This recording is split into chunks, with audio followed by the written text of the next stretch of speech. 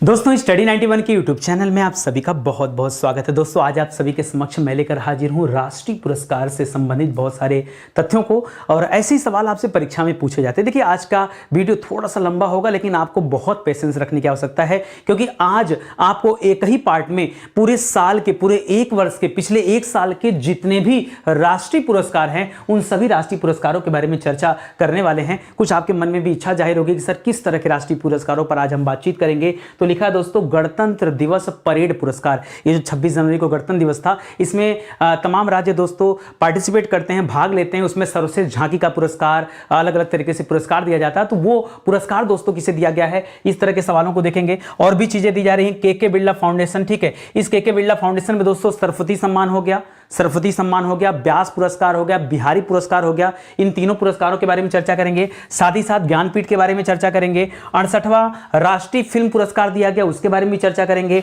Maulana Abul Kalam Azad trophy दिया गया, उस पर चर्चा करेंगे। मेजर ध्यानचंद खेल रत्न पुरस्कार, साथ ही साथ दोस्तों द्रोणाचार्य पुरस्कार और अर्जुन पुरस्कार पर भी बातचीत होगी।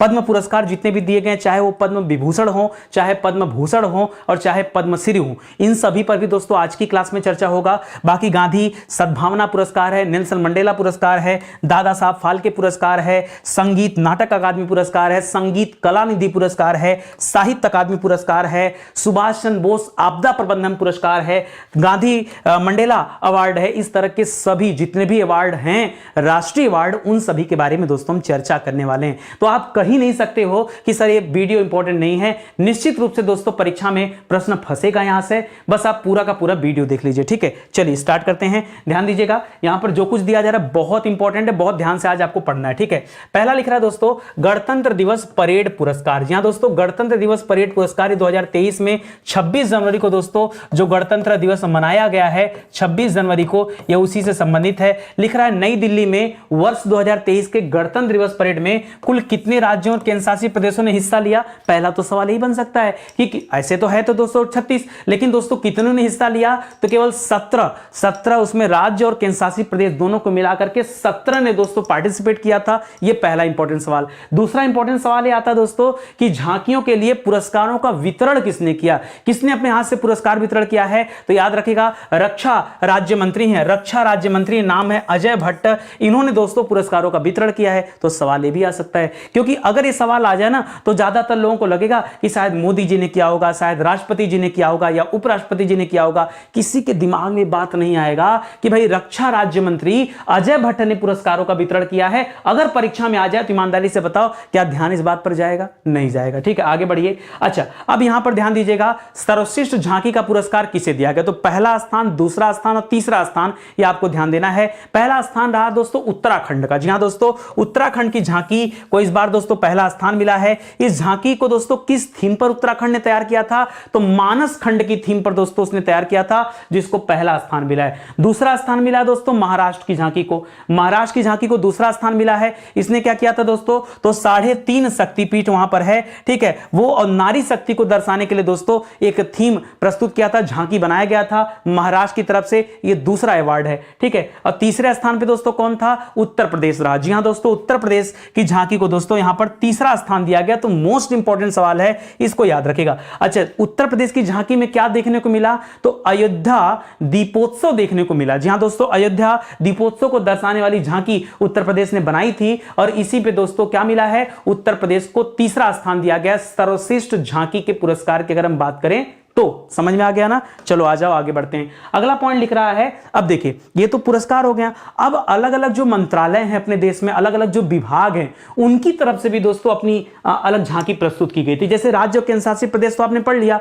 कि 17 राज्य केंद्र शासित प्रदेश मिलकर के अपने झांकी को प्रस्तुत किए थे। उसी तरह से बहुत सारे मंत्रालय हैं, बहुत सारे विभाग हैं, तो उनकी तरफ से दोस्तों भी झांकी प्रस्तुत किया गया था। तो एकलव्य मॉडल रेजिडेंशियल थीम पर दोस्तों जनजातीय मंत्रालय की झांकी को दोस्तों सर्वश्रेष्ठ झांकी का पुरस्कार दिया गया है। अगर हम मंत्रालय और विभाग की बात करें तो मंत्रालयों और विभागों में नंबर 1 पर कौन दोस्तों, जनजाति मंत्रालय का जो विभाग है दोस्तों, या जनजाति मंत्रालय जो है उसको दोस्तों सर्वश्रेष्ठ झांकी का पुरस्कार दिया गया था। क्यों, उसने किस थीम पर, जैसे उत्तर प्रदेश तीसरे स्थान पर रहा तो अयोध्या दीपोत्सव की बात किया, और यहां पर अगर हम जनजाति मंत्रालय की तरफ से जो झांकी प्रस्तुत किया गया वो किस मॉडल पे था, तो एकलव्य रेजिडेंशियल स्कूल का मॉडल था दोस्तों, उस पर आधारित था, इसे याद रखेगा। दोस्तों विशेष पुरस्कार भी दिया गया। जी हां दोस्तों, विशेष पुरस्कार ये सीपीडब्ल्यू की जैव विविधता संरक्षण पर आधारित झांकी को क्या दिया गया दोस्तों, इसे विशेष पुरस्कार दिया गया है। याद रखिएगा, सीपीडब्ल्यू की जैव विविधता की जो झांकी थी दोस्तों, इस पर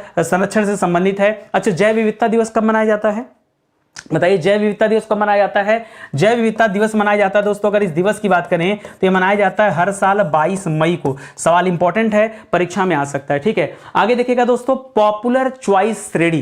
जी हां दोस्तों, पॉपुलर चॉइस श्रेणी की बात करेंगे तो यहां भी दोस्तों गुजरात को पहला स्थान मिला है, ठीक है। देखिए, सर्वश्रेष्ठ झांकी का पुरस्कार तो नंबर 1 पर उत्तराखंड रहा, नंबर 2 पर महाराष्ट्र रहा, नंबर 3 पर उत्तर प्रदेश रहा। लेकिन दोस्तों अगर पॉपुलर चॉइस अवार्ड दे दे तो नंबर 1 पर दोस्तों याद रखेगा गुजरात रहा, नंबर 2 पर दोस्तों उत्तर प्रदेश रहा, और नंबर 3 पर दोस्तों यहां पर महाराष्ट्र रहा। अगर हम बात करेंगे पॉपुलर चॉइस अवार्ड की तो ध्यान दीजिएगा कि परीक्षा में पूछा क्या है, आंख मूंद कर ऐसे उत्तर मत करिएगा, ठीक है। समझिए, पहले क्वेश्चन को देखिएगा, आराम से समझिएगा और तब अपना जवाब दीजिएगा। इसी तरह से केंद्रीय मंत्रालयों और विभागों की श्रेणी में पॉपुलर चॉइस अवार्ड दोस्तों किसे मिला है, तो दोस्तों अगर यहां पे पॉपुलर चॉइस का नाम नहीं लेते तो जनजाति मंत्रालय वाली झांकी दोस्तों टॉप पे आ जाती। लेकिन अगर पॉपुलर चॉइस अवार्ड ये जो मंत्रालय और विभाग है उसमें रखेंगे तो दोस्तों गृह मंत्रालय के अधीन सीआरपीएफ आता है, केंद्रीय रिजर्व पुलिस फोर्स, याद रखेगा ये सीआरपीएफ आता है। तो सीआरपीएफ की झांकी को दोस्तों यहां पर पॉपुलर चॉइस अवार्ड के तहत केंद्रीय मंत्रालयों और विभागों के तरफ से श्रेणी में दोस्तों सर्वश्रेष्ठ पुरस्कार दिया गया है, ठीक है। तो इसको याद रखेगा, इतने सवाल आपके इंपॉर्टेंट है, ठीक है। चलिए आगे बढ़ते हैं, अब हम चर्चा करेंगे दोस्तों पद्म पुरस्कार की, ठीक है। पद्म पुरस्कार, अब सबसे पहले इंपॉर्टेंट आ जाता है कि कुल कितने पद्म पुरस्कार दिए गए। तो कुल की बात करेगा तो बताएगा 191, कितना दिया गया, 191 पद्म पुरस्कार दिए गए। अब उन पद्म पुरस्कारों में कुल 3 पुरस्कार देखने को मिलते हैं। पहला है पद्म विभूषण, जो सर्वश्रेष्ठ सबसे बड़ा है भाई, भारत रत्न को छोड़ दिया जाए तो उसके बाद दोस्तों नंबर किसका आता है, पद्म विभूषण का, फिर पद्म भूषण का, फिर पद्मश्री का। तो कितने लोगों को दोस्तों पद्म भूषण दिया गया, तो याद रखेंगे 6। विभूषण की बात करेगा तो 6 लोगों को पद्म विभूषण दिया गया है, 6 का उल्टा कर दीजिए 9 हो जाएगा, 9 लोगों को पद्म भूषण दिया गया है। अच्छा, एक 91 बोला क्या मैंने, 91 याद रखेगा, 91 लोगों को पद्मश्री मिला है और कुल मिलाकर 106 पुरस्कार हो जाएंगे, ठीक है। थोड़ा सा स्किप हो गया था, तो याद रखेंगे दोस्तों यहां पर क्या हो जाएगा, 91 लोगों को पद्मश्री मिला है। 191 मैंने शायद टोटल बोल दिया था, नहीं, 91 को पद्मश्री मिला। तो 91, 9 और 6 ये पूरा जोड़ेंगे तो 91, 9 जोड़ देंगे तो क्या हो जाएगा, 91 और 9 जुड़ करके 100 हो जाएंगे, और ये 6 जुड़कर 106 हो जाएगा। तो कुल पद्म पुरस्कार कितने थे दोस्तों, तो 106 लोगों को दोस्तों ये पद्म पुरस्कार दिए गए। अब सवाल ऐसे नहीं पूछता है, इतना आसान सवाल तो कतई नहीं आने वाला। सवाल कैसे पूछता है ये ध्यान दीजिएगा। सवाल ऐसे आता है कि इन 106 में कितनी महिलाएं शामिल थी। लो कर दिया बवाल, 106 जो टोटल पुरस्कार दिया गया, टोटल इसमें पद्म भूषण भी है, पद्म विभूषण भी है और पद्मश्री भी है, उसमें महिलाओं की संख्या कितनी है, तो याद रखेगा दोस्तों कुल 19 महिलाएं इसमें हैं। कितनी महिलाएं हैं पुरस्कार विजेताओं में, कितनी दोस्तों महिलाओं की संख्या, कुल 19 महिलाएं हैं। इसी तरह से सवाल 19, ठीक है। पद्मश्री 91 था, उसी का उल्टा कर लीजिए 19 मिल जाएगा। याद रखेगा पद्मश्री कितने लोगों को दिया गया, 91 लोगों को, उसी का उल्टा कर लेंगे तो 19 बन जाएगा। 19 महिलाओं को दोस्तों यह पुरस्कार दिया गया। इसी तरह से पूछता है जो भारतीय मूल के लोग थे, ठीक है, यानी जो विदेश में रहते हैं लेकिन अब अप्रवासी भारतीय हैं, तो उसे हम भारतीय मूल का कह सकते हैं। तो कितने भारतीय मूल के व्यक्तियों को पुरस्कार दिया गया, तो सिर्फ और सिर्फ 2 भारतीय मूल के व्यक्तियों को दोस्तों पुरस्कार दिया गया। उसी तरह से दोस्तों पूछ सकता है कितने लोगों को मरणोपरांत यह पुरस्कार दिया गया है, तो याद रखेंगे कुल 7 लोगों को मरणोपरांत यह पुरस्कार दिया गया है, और 3 लोगों को दोस्तों युगल पुरस्कार दिया गया। युगल मतलब एक ही पुरस्कार में 2 लोग होते हैं, ठीक है, आपस में बांट लेंगे, ठीक है, तो याद रखिएगा उसे युगल पुरस्कार कहते हैं। तो 3 लोगों को युगल पुरस्कार। चलिए एक बार फिर से रिवाइज करिए, मैंने क्या क्या बताया आपको। याद रखिएगा 6 लोगों को पद्म विभूषण दिया गया है, 9 लोगों को पद्म भूषण दिया गया है, 91 लोगों को पद्मश्री दिया गया है, कुल मिला के 106 पद्म पुरस्कारों का वितरण हुआ है, ठीक है। 19 महिलाएं शामिल थी, कितनी, 19 महिलाएं शामिल थी, और याद रखेंगे कुल मिला के 2 भारतीय मूल के व्यक्ति शामिल थे, 7 लोगों को मरणोपरांत मरणोपरांत पुरस्कार दिया गया है और साथ ही साथ 3 लोगों को युगल पुरस्कार दिया गया, याद रखेंगे। अब बात आता है कि 106 लोगों को पढ़ना तो संभव नहीं है, लेकिन 6 लोगों को पढ़ना संभव है। अब 6 लोगों को मिला था दोस्तों पद्म विभूषण। कितने लोगों को मिला है? आपने पीछे पढ़ा दोस्तों कि कुल मिला के 6 लोगों को दोस्तों क्या मिला है? ये पद्म विभूषण मिला है। तो लोग कौन कौन थे? ठीक है, इसमें दोस्तों पद्म विभूषण वाले में कुल 3 लोगों को मरणोपरांत मिला है। जी हां, 3 लोगों को मरणोपरांत मिला है, जिसमें सबसे आसान कौन दोस्तों? तो याद रखेगा मुलायम सिंह यादव। जी हां दोस्तों, मुलायम सिंह यादव का भी हाल ही में दोस्तों देहांत हो गया। अखिलेश यादव के पिताजी समाजवादी पार्टी के दोस्तों नेता रहे हैं। इनको मरणोपरांत दोस्तों क्या दिया गया? पद्म विभूषण से सम्मानित किया गया है। सार्वजनिक मामलों के क्षेत्र में दोस्तों इन्हें पुरस्कार दिया गया। उत्तर प्रदेश से ये संबंधित है। ठीक है, सबसे आसान जो हमारे स्टेट की बात हो रही, पहले हम उसकी बात कर ले। ठीक है, दूसरा याद रखेगा दोस्तों बालकृष्ण दोषी।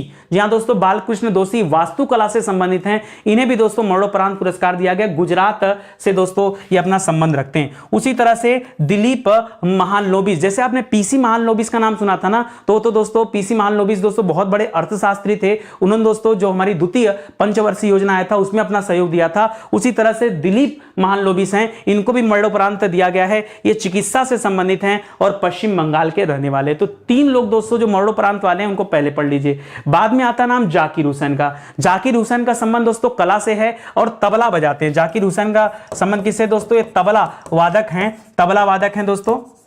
आपको याद होगा दोस्तों जाकिर हुसैन, ठीक है, तबला वादक, अल्लाह रखा तबला, ठीक है, अल्लाह रखा जो वो भी दोस्तों तबला वादक है। तो कला से संबंधित है, महाराष्ट्र के रहने वाले दोस्तों। इन्हें भी इस बार क्या दिया गया है? पद्म विभूषण दिया गया है। इसी तरह से श्री SM कृष्णा जी हैं, ये पूर्व में मुख्यमंत्री भी रह चुके हैं दोस्तों। कहां के दोस्तों? तो याद रखेगा ये मुख्यमंत्री रह चुके हैं कर्नाटक राज्य के, सार्वजनिक मामलों से संबंधित हैं। तो याद रखेगा श्री श्रीनिवास वर्धन जी दोस्तों ये विज्ञान और इंजीनियरिंग से संबंधित हैं और ये विदेशी हैं, भारतीय मूल के हैं। याद रखेगा भारतीय मूल के हैं, भारतीय मूल के हैं, इसलिए दोस्तों यहां पे रखा गया। आपने पढ़ा कुल 2 लोग थे, ठीक है, जिसमें से एक लोग हैं यहां पर श्रीनिवास वर्धन जी। ठीक है, याद रखेगा साइंस एंड टेक या फिर विज्ञान और इंजीनियरिंग में दोस्तों इन्हें पुरस्कार दिया गया, पद्म विभूषण दिया गया। ठीक है, अब जो अगला आता है दोस्तों पद्म भूषण, ये 9 लोगों को दिया गया। तो इसे भी आप आसानी से पढ़ सकते हैं। ठीक है, तो हमने पढ़ा दोस्तों पद्म भूषण कितने को दिया गया? तो याद रखें दोस्तों कुल 9 लोगों को क्या दिया गया है?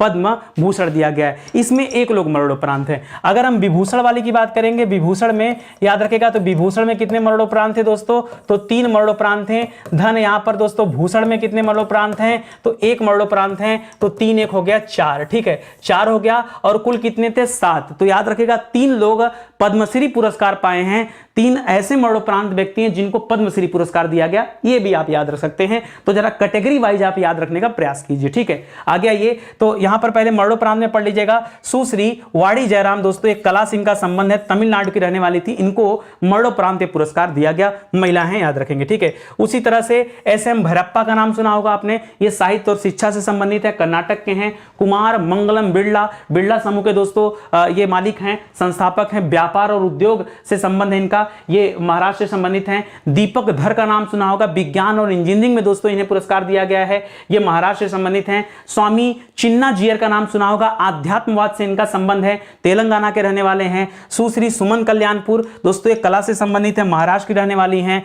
कपिल कपूर याद रखेगा साहित्य और शिक्षा से संबंधित है, दिल्ली के रहने वाले हैं। सुधा मूर्ति जी सामाजिक कार्य से संबंध इनका, कर्नाटक की रहने वाली हैं। कमलेश डी पटेल आध्यात्मवाद से संबंधित है, तेलंगाना के रहने वाले हैं। ठीक है, तो ये सब ही का नाम याद रखना। तेलंगाना में देखिए 2 लोग आध्यात्मवाद से संबंधित हैं जिन्हें पुरस्कार दिया गया। एक तो दोस्तों कमल साहब हैं, कमलेश साहब हैं, ठीक है, एक तो कमलेश जी हैं, दूसरा चिन्ना जी हैं, स्वामी चिन्ना जियर जी। ठीक है, तो ये सब भी याद रखेंगे, यह भी इंपॉर्टेंट है। अब आ जाइए हम सीधे आते हैं पद्मश्री पर। ठीक है, ज्यादा समय नहीं लगाएंगे, पद्मश्री पर आते हैं। आपने पढ़ा दोस्तों कि पद्मश्री कितने लोगों को दिया गया है? तो कुल 91 लोगों को दोस्तों पद्मश्री दिया गया है। तो मैं कह रहा हूं कि कितने ऐसे व्यक्ति हैं जो उत्तर प्रदेश से संबंधित हैं जिन्हें पद्मश्री मिला, पहले उनके बारे में पढ़ लीजिए। ठीक है, तो याद रखेगा दोस्तों नंबर 1 पर राधाचरण गुप्ता का नाम याद रखेगा, शिक्षा और साहित्य से संबंधित है, उत्तर प्रदेश के रहने वाले हैं। दिलशाद हुसैन का नाम याद रखेगा, कला से संबंधित है, उत्तर प्रदेश के रहने वाले हैं। श्री अरविंद कुमार ये विज्ञान और इंजीनियरिंग से संबंधित हैं, ये भी उत्तर प्रदेश के रहने वाले हैं। उमाशंकर पांडे ये सामाजिक कार्यकर्ता हैं, सामाजिक कार्य से इनका संबंध, ये भी उत्तर प्रदेश के हैं। मनोरंजन साहू जी चिकित्सा से संबंधित हैं। विश्वनाथ तिवारी जी साहित्य और शिक्षा से संबंधित हैं। राकेश झुंझुनवाला को दोस्तों मरणोपरांत दिया गया है, ये उत्तर प्रदेश के हैं, याद रखेगा। ये व्यापार और यहीं पे रुकेगा, उत्तर प्रदेश से नहीं है। ठीक है, कुल 6 ऐसे लोग हैं दोस्तों, कुल 6 ऐसे लोग हैं। सवाल बन सकता है ना कि कितने व्यक्ति उत्तर प्रदेश से संबंधित हैं जिन्हें पद्मश्री पुरस्कार दिया गया है? तो क्या बताएंगे दोस्तों, उत्तर प्रदेश से संबंधित कुल 6 व्यक्तियों को दोस्तों पद्मश्री पुरस्कार दिया गया है। ठीक है, राकेश झुनझुनवाला का नाम सुना होगा, ये दोस्तों इन्वेस्टमेंट बहुत बड़ा करते थे, शेयर मार्केट में इनका बड़ा नाम था, तो इनका भी देहांत हुआ दोस्तों। पद्म भूषण इनको दिया गया, महाराष्ट्र से संबंधित है। ठीक है, रवीना टंडन दोस्तों अभिनेत्री हैं। ठीक है, अक्षय कुमार की वाइफ हैं, तो इनको भी दोस्तों मिला है। ठीक है, ये भी महाराष्ट्र से संबंधित हो गई। और आंध्र प्रदेश की एम कीरावानी, ये भी कला से संबंधित है। इनका नाम मैं क्यों बता रहा हूं, आपने नाटू नाटू वाला गाना सुना था ना, ये नाटू नाटू वाला गाना दोस्तों इन्होंने ही बनाया था। ठीक है, उसी से संबंधित है। तो आंध्र प्रदेश की रहने वाली हैं। नाटू नाटू गाना यार, ट्रिपल आर भूल गए? ठीक है, तो याद रखेंगे एम कीरावानी। तो दोस्तों ये कुछ इंपॉर्टेंट नाम है, कम से कम पद्मश्री के मामले में इन लोगों का नाम याद रखेगा। दिया तो गया 91 लोगों को, सबको पढ़ाना संभव नहीं, एक छोटी सी क्लास में बहुत कुछ हमें समराइज करना है, तो जो भी इंपॉर्टेंट है कम से कम उस पर आपकी एक नजर पड़ जाए तो बेहतर रहेगा। ठीक है, चलिए आगे बढ़ते हैं, कुछ और पॉइंट पढ़ते हैं। अब दोस्तों सीधे हम आते हैं के बिरला पुरस्कार की तरफ। ठीक है, के बिरला पुरस्कार जब भी आप पढ़ते हैं तो कुल 3 पुरस्कारों की बात करते हैं। एक बात होता है दोस्तों सरस्वती सम्मान का, एक बात होता है व्यास सम्मान का, एक बात होता है बिहारी सम्मान का। ये तीनों पुरस्कार दोस्तों के बिरला फाउंडेशन के द्वारा ही दिया जाता है। ठीक है, अब बात आता है सरस्वती सम्मान इस बार किसे दिया गया है? तो तमिल लेखिका है दोस्तों, नाम है शिवशंकरी, याद रखेगा, तमिल लेखिका है, नाम है शिवशंकरी। इनको दोस्तों इस बार क्या दिया गया है? सरस्वती पुरस्कार दिया गया है। और इनकी आत्मकथा दोस्तों सूर्यवंशम। ठीक है, सूर्यवंशम जो आत्मकथा, इसके लिए शिवशंकरी को क्या दिया गया है? सरस्वती सम्मान दिया गया है। तो शिव, शंकर, सरस्वती, सूर्यवंशम सब भगवान वाले रोल हैं, इनको याद रखेंगे। ठीक है, जो कोई सरस्वती सम्मान पाता दोस्तों उन्हें मिलता 15 लाख रुपया और साथ में दोस्तों मिलता प्रशस्ति पत्र। ठीक है, बाकी जो चादर वगैरह वो छोड़ दीजिए, तो 15 लाख रुपए दोस्तों यहां मिलता है। एक जो सबसे इंपॉर्टेंट दोस्तों कि किस क्षेत्र में दिया जाता है, तो याद रखेगा किसी भी भारतीय भाषा में चाहे गद्य या पद्य से संबंधित रचना होती है। ठीक है, किसी भी भारतीय भाषा में। अब भारतीय भाषा है कितनी, तो दोस्तों जब आप पढ़ते हैं अनुच्छेद 8 के बारे अनुच्छेद कर रहा हूं, जब आप पढ़ते हैं दोस्तों भाग 8 को, जिसमें 8 एक सेकेंड रुकिए, पहले समझाने दीजिए। ठीक है, जिसमें कुल दोस्तों 22 भाषाओं का उल्लेख मिलता है। ठीक है, उन 22 भाषाओं में दोस्तों चाहे वो किसी भाषा में गद्य और पद्य की रचना अगर हुआ है तो सरस्वती पुरस्कार पाने के योग्य है। वहीं अगर हम व्यास पुरस्कार की बात करें दोस्तों, तो व्यास पुरस्कार में याद रखेगा ये केवल और केवल हिंदी भाषा में दोस्तों गद्य और पद्य की रचना रहेगी तभी दिया जाता है, अन्य भाषाओं के लोगों को व्यास पुरस्कार नहीं दिया जाता है। अब लोग रटने को रट लेते हैं, किसी को याद ही नहीं होता है कि सरस्वती सम्मान हर एक भाषा में से किसी को चूज कर सकते हैं, जबकि व्यास सम्मान के लिए केवल हिंदी भाषा में जो गद्य पद्य रचना केवल उसका चुनाव हो सकता है। इसीलिए आपने यहां देखा कि तमिल लेखिका का चुनाव हुआ, और यहां पर देखिए डॉक्टर ज्ञान चतुर्वेदी का चुनाव हुआ, जिनका उपन्यास था पागल खाना। ठीक है, तो पागल खाना उपन्यास था, ज्ञान चतुर्वेदी नाम है, व्यास सम्मान दिया गया। वैसे भी व्यास जी बहुत ज्ञानी थे, याद रखेंगे। और इसमें अमाउंट कितना मिलता दोस्तों, तो सरस्वती सम्मान में अमाउंट मिलता 15 लाख, जबकि यहां पर अमाउंट होता है 4 लाख रुपए। ठीक है, इसे याद रखेंगे। बात आती बिहारी सम्मान की। बिहारी सम्मान याद रखेगा दोस्तों, यह हिंदी या राजस्थानी भाषा में जो गद्य पद्य रचना होती है केवल उसी के लिए दिया जाता है, इसमें अन्य किसी भाषा को शामिल नहीं किया जाता। वो भी ज्यादातर इसमें राजस्थानी का ही चुनाव होता है, हालांकि हिंदी का ऑप्शन है लेकिन ज्यादातर राजस्थानी का ही चुनाव होता है। ठीक है, तो याद रखेंगे यहां पर माधव हाड़ा जी जो कि राजस्थान के रहने वाले हैं, इनकी रचना थी पचरंग चोला पहर सखीरी। दोस्तों इस रचना के लिए उन्हें बिहारी सम्मान दिया गया और 2.5 लाख रुपया दोस्तों इसमें अमाउंट होता है। ठीक है, तो ये दोस्तों एक बार में आपने के बिरला सम्मान देख लिया, मुझे लगता है इतना आपके लिए इंपॉर्टेंट है। ठीक है, आगे बढ़ जाइए दोस्तों।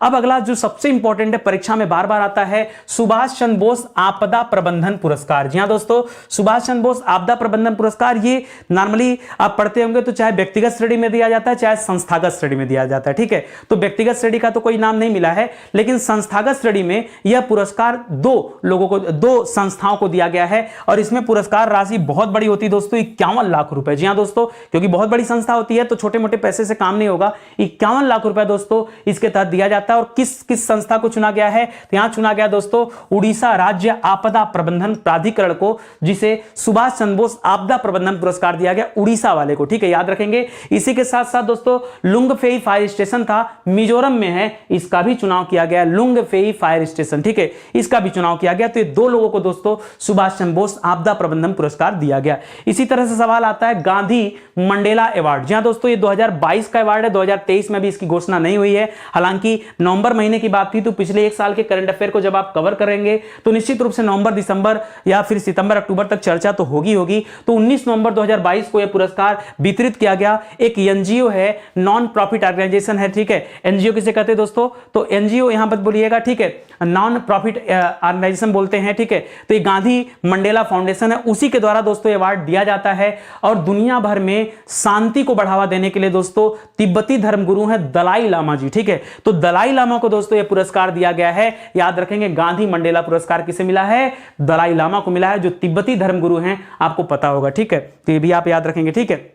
आगे बढ़िए, लिख रहा है चमेली देवी जैन पुरस्कार। पहले तो याद रखिए कि चमेली देवी जैन पुरस्कार किस क्षेत्र में दिया जाता है? तो इसे दिया जाता है दोस्तों पत्रकारिता के क्षेत्र में, मीडिया जगत में यह पुरस्कार दिया जाता है। तो पहला सवाल तो इंपॉर्टेंट ये भी है, याद रखेगा, मीडिया जगत में दोस्तों, मीडिया जगत में यह पुरस्कार दिया जाता है। पहला इंपॉर्टेंट सवाल ही, ठीक है। तो द न्यूज मिनट के सह संस्थापक है, जिनका नाम है धन्या राजेंद्रन। क्या नाम है दोस्तों?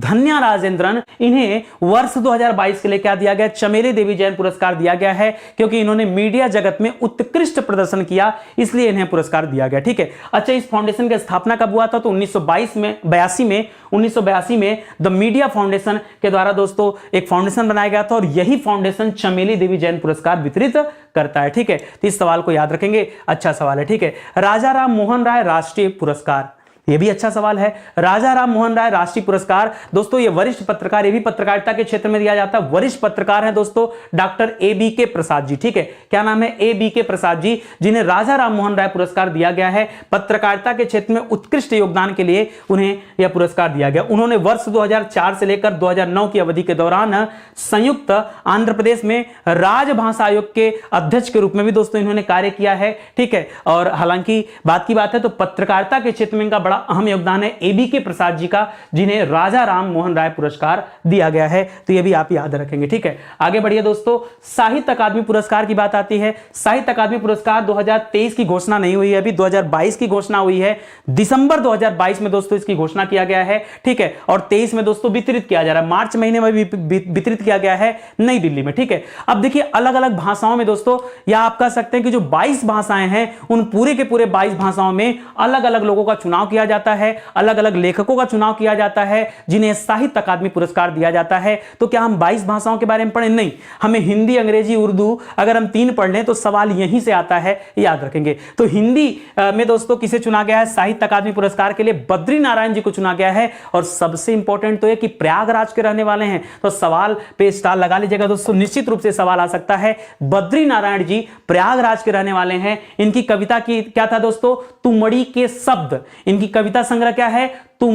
तुमड़ी के शब्द, ये इनकी कविता संग्रह है, जिसके लिए इन्हें साहित्य अकादमी पुरस्कार दिया गया। उसी तरह से दोस्तों अंग्रेजी के लिए दोस्तों चुना गया अनुराधा रॉय को चुना गया है, और उर्दू के लिए दोस्तों अनीश अशफाक को चुना गया, ठीक है। अनुराधा राय को अंग्रेजी के लिए साहित्य अकादमी पुरस्कार दिया गया है, और अनीश अशफाक को उर्दू भाषा के लिए दोस्तों उर्दू भाषा में साहित्य अकादमी पुरस्कार दिया गया है। एक बात और याद रखेगा दोस्तों, इस बार यह पुरस्कार केवल 22 भाषाओं में नहीं दिया गया, कुल 24 भाषाओं में दिया गया, ठीक है। तो यह भी सवाल आ सकता है, क्योंकि हर बार तो 22 भाषा में दिया जाता था, इस बार 24 भाषा में दे दिया गया। तो भाई 22 भाषा का उल्लेख तो हमारे संविधान में है, ठीक है। आप 8वीं अनुसूची उठा के देखेंगे तो वहां पर आपको मिल जाएगा 22 भाषाओं का उल्लेख है। जो 2 अलग से भाषाएं हैं वो कौन कौन से थे? तो राजस्थानी और अंग्रेजी को भी दोस्तों शामिल किया गया। इस प्रकार से कुल कितनी भाषा हो गई दोस्तों? कुल भाषा कितनी हो गई? तो याद रखेंगे, कुल भाषा हो गई 24। कितनी हो गई? तो कुल 24 भाषा में इस बार साहित्य अकादमी पुरस्कार दिया गया है। तो लगे हाथ इस सवाल को भी आपको याद रखना चाहिए, ठीक है। समझ में आया?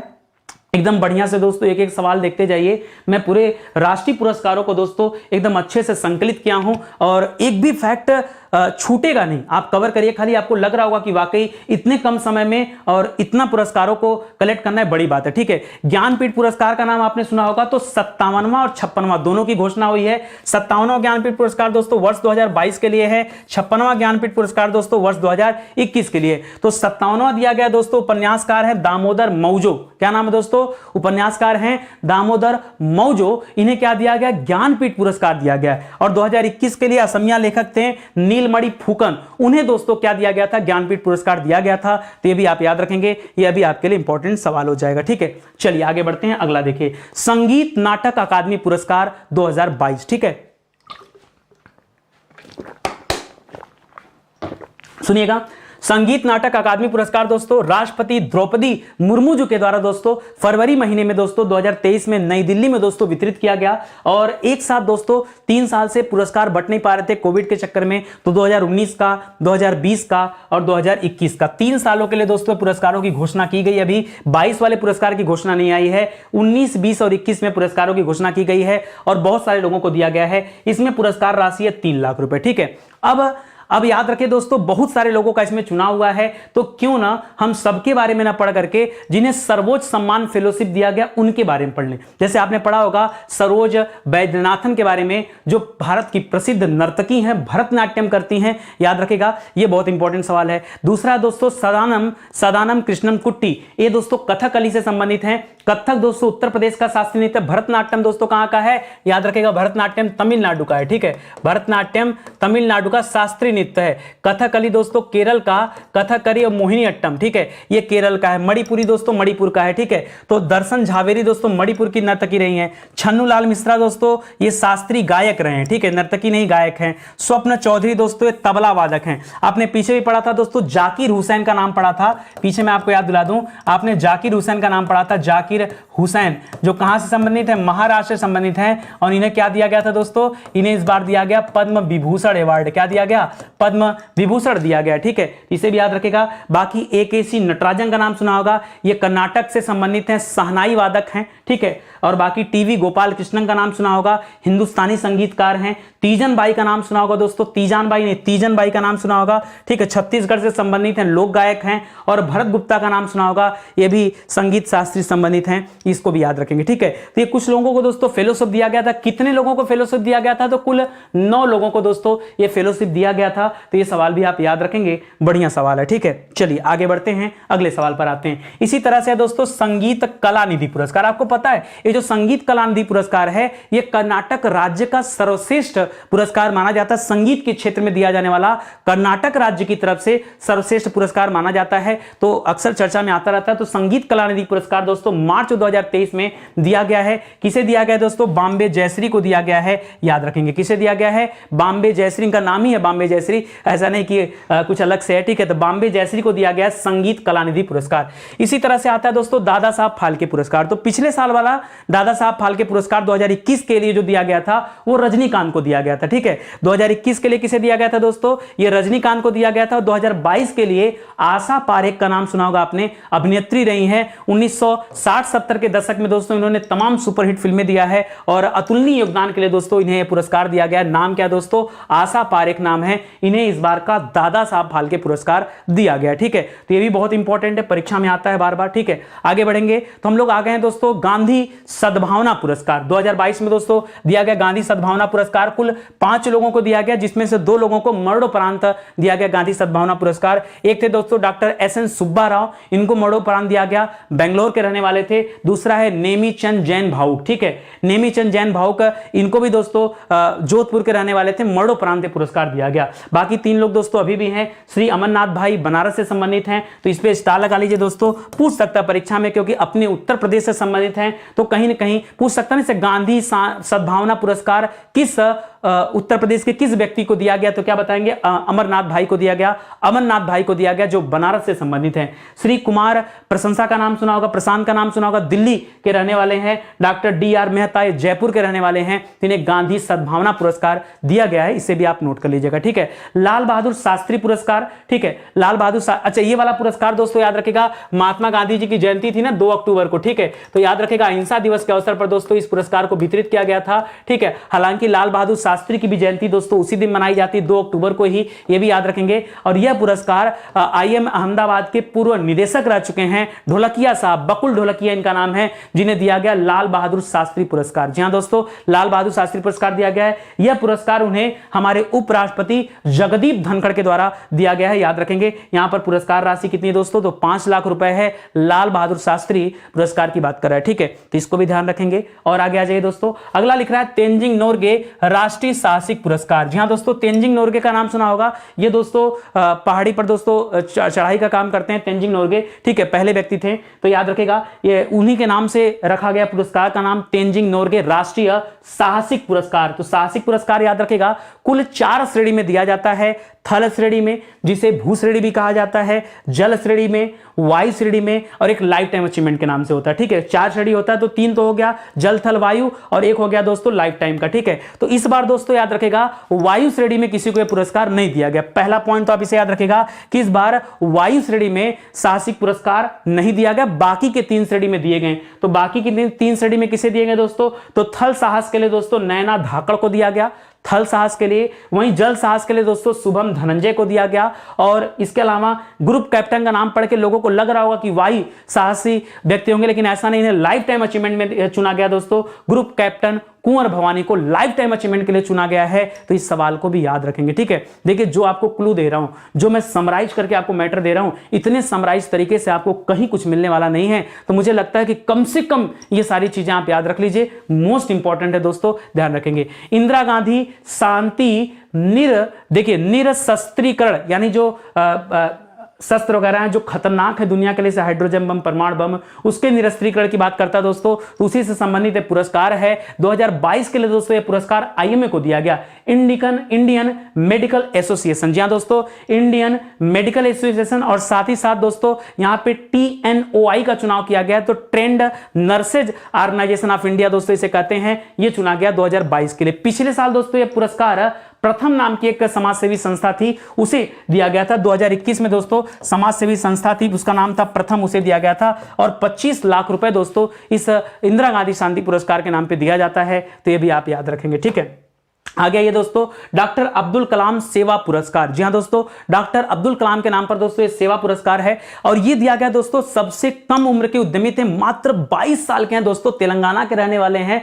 और जब दोस्तों कोविड आया था तो इन्होंने 50,000 रुपए लगाकर दोस्तों बिजनेस शुरू किया था। ये हॉस्पिटल वगैरह में सैनिटाइजर, मास्क, ग्लव्स वगैरह ये सब दोस्तों देते थे, और धीरे धीरे दोस्तों इनका बिजनेस 2 करोड़ के टर्नओवर को पार कर गया। इसीलिए दोस्तों इन्हें अब्दुल कलाम सेवा पुरस्कार दिया जा रहा है। नाम है रवि कुमार सागर। क्या नाम है दोस्तों, रवि कुमार सागर नाम है। बाकी का स्टोरी मैंने बता दिया, ये तेलंगाना की बात है, ठीक है। और बाकी की कहानी दोस्तों यहां लिखा हुआ है, तो मैंने अपने तरीके से आपको समझाई दिया है, याद रखेंगे, ठीक है। अगला दोस्तों शस्त्र रामानुजम पुरस्कार 2022। जी हां दोस्तों, ये अक्टूबर 2022 में कैलिफोर्निया विश्वविद्यालय के दोस्तों सहायक प्रोफेसर हैं, जिनका नाम है यूनकिंग तांग। क्या नाम है दोस्तों, यूनकिंग तांग। याद रखेगा किस विश्वविद्यालय के, कैलिफोर्निया विश्वविद्यालय के प्रोफेसर हैं, जिन्हें शस्त्र रामानुजम पुरस्कार दिया गया। क्यों दिया गया, क्योंकि अंकगणित के क्षेत्र में और ज्यामिति के क्षेत्र में दोस्तों इनका बहुत बड़ा प्रदर्शन रहा, इनके कार्यों को सराहा गया, उसीलिए दोस्तों इनका चुनाव किया गया। अंकगणित और ज्यामिति में उनके कार्यों के लिए उन्हें यह पुरस्कार दिया गया है। नाम क्या है दोस्तों,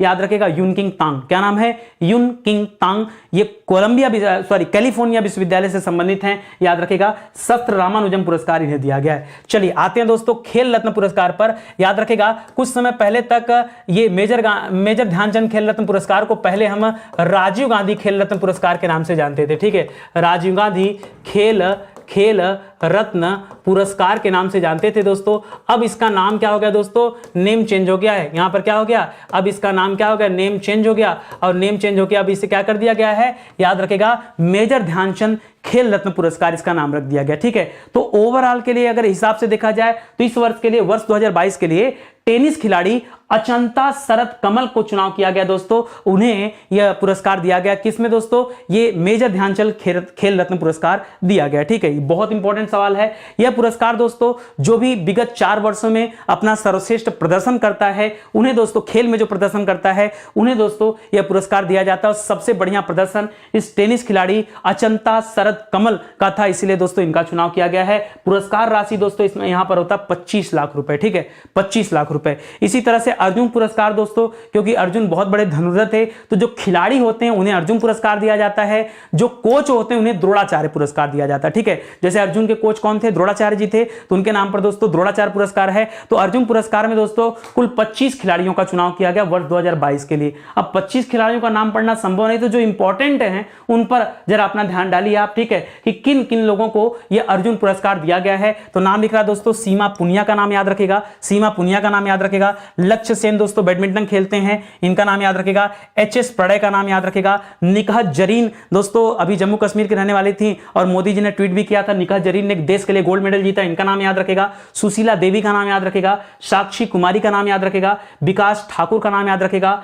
अंशु, सरिता, परवीन, मानसी जोशी, तरुण ढिल्लो, ओम प्रकाश, सृजा अकुल, इन सभी लोगों का दोस्तों ऐसे कुल 25 खिलाड़ियों का चुनाव किया गया है जिन्हें अर्जुन पुरस्कार दिया गया। और जो कोई अर्जुन पुरस्कार जीतता उन्हें मिलता है कितना रुपया, 15 लाख रुपया। जी हां दोस्तों, 15 लाख रुपए दोस्तों प्रत्येक खिलाड़ी को वितरित किया जाता है, याद रखेंगे। इसी तरह से जब आप आगे आएंगे तो द्रोणाचार्य पुरस्कार मिलेगा। अब द्रोणाचार्य पुरस्कार दोस्तों याद रखेगा, ये नियमित श्रेणी में और लाइफ टाइम अचीवमेंट, ये दो तरीके से दिया जाता है। तो नियमित श्रेणी की बात करेंगे दोस्तों, तो नियमित श्रेणी में दोस्तों कई लोगों का चुनाव किया गया है। यहां जीवनजोत सिंह तेजा का नाम आता है, तीरंदाजी से संबंधित है। मोहम्मद अली कमर मुक्केबाजी से संबंधित है। सुमा सिद्धार्थ सिरूर नाम है, पैरा निशानेबाजी संबंधित हैं। सुजीत मांझी कुश्ती से संबंधित हैं। ये कोच हैं सब, ये कोई खिलाड़ी नहीं है, ये कोच हैं जिन्हें नियमित श्रेणी में द्रोणाचार्य पुरस्कार दिया गया है। और इसमें पुरस्कार राशि कितना होता है दोस्तों, तो 10 लाख रुपया पुरस्कार राशि है, याद रखेंगे। ठीक है, इसी तरह से जो लाइफ टाइम अचीवमेंट होता है दोस्तों, तो पूरे जीवन भर के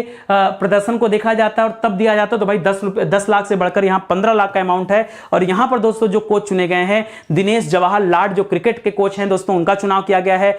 बिमल प्रफुल्ल घोष जो फुटबॉल के कोच है, उनका चुनाव किया गया है। और राज सिंह दोस्तों ये कुश्ती से संबंधित हैं, इनका चुनाव किया गया है। तो दो श्रेणियों में दिया जाता है, एक नियमित श्रेणी है, एक लाइफ टाइम अचीवमेंट है। ये मैं बात कर रहा था दोस्तों द्रोणाचार्य पुरस्कार का। ठीक है, इसी तरह से ध्यानचंद लाइफ टाइम अचीवमेंट पुरस्कार है। एक था दोस्तों ध्यानचंद खेल रत्न पुरस्कार, ये दोस्तों ध्यानचंद लाइफ टाइम अचीवमेंट पुरस्कार, ये दोस्तों किसे दिया गया, तो इस पुरस्कार को पाने वाले खिलाड़ियों में अश्विन अंकुजी का नाम आता है, अकुंजी का नाम आता है, एथलेटिक्स हैं। धर्मवीर सिंह हॉकी से संबंधित हैं। बीसी सुरेश कबड्डी से संबंधित हैं। नीर बहादुर गुरुंग ये पैरा एथलीट हैं और इन्हें मिलता है दोस्तों 10 लाख रुपए। ठीक है, क्या मिलता है, 10 लाख रुपए। मौलाना अबुल कलाम आजाद ट्रॉफी दोस्तों ये विश्वविद्यालय को दिया जाता है। ठीक है, और यहां पर गुरु नानक देव विश्वविद्यालय अमृतसर में है दोस्तों, इसे चुना गया है मौलाना अबुल कलाम आजाद ट्रॉफी के लिए दोस्तों। इसको भी याद रखेगा, 15 लाख रुपए दोस्तों इसमें क्या होता है, अवार्ड दिया जाता है। अंतर विश्वविद्यालय टूर्नामेंट होता है, ढेर सारे विश्वविद्यालय हिस्सा लेते हैं, खेलते हैं। और उसमें कौन जीता है दोस्तों, तो गुरु नानक देव विश्वविद्यालय जो अमृतसर का है उसे दिया गया दोस्तों मौलाना अबुल कलाम आजाद ट्रॉफी, इसे भी याद रखेंगे। ठीक है, चलिए अगले पे आते हैं दोस्तों। 68वां राष्ट्रीय फिल्म पुरस्कार दोस्तों विस्तृत किया गया, अभी 69वां नहीं आया, 2022 के लिए है। और इसमें कैसे कैसे सवाल बन सकते हैं सुनिएगा ध्यान से। पहला सवाल क्या है, सर्वश्रेष्ठ हिंदी फिल्म। अब बच्चे क्या करते हैं, यहां तानाजी चूज कर लेते हैं, गलत है।